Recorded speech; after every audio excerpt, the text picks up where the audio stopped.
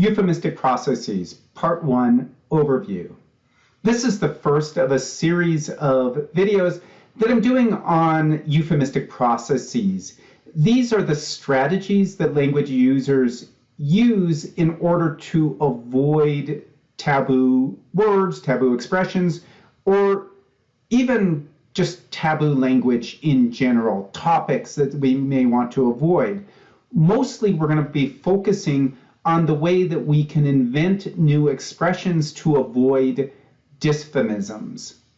I'm basing this off of a paper by Warren, 1992. I've made some modifications to her taxonomy, but I think the basics of it are really good.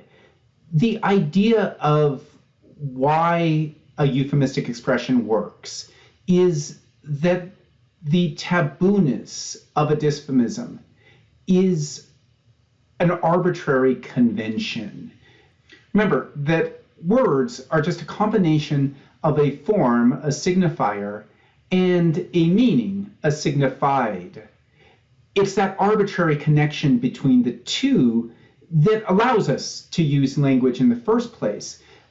But taboo words have an arbitrary connection between the meaning, part of which is that it is taboo, and the expression. And so one thing we can do is just invent a new form.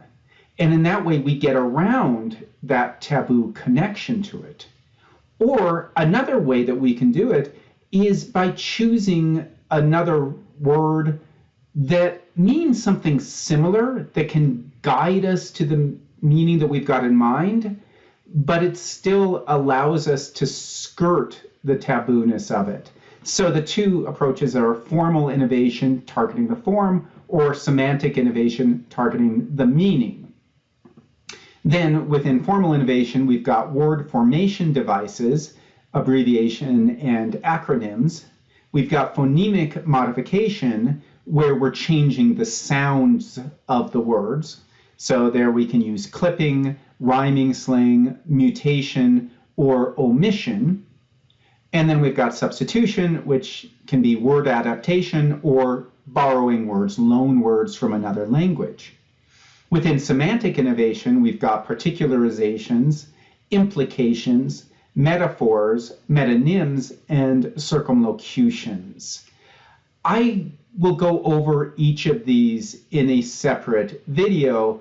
The final video will be sort of a wrap-up video where we're going to be focusing on lexicalization, the way that these euphemistic expressions can ultimately lead to euphemisms. So we begin with a novel euphemistic expression, but over time it becomes conventionalized as a substitute for some dysphemism.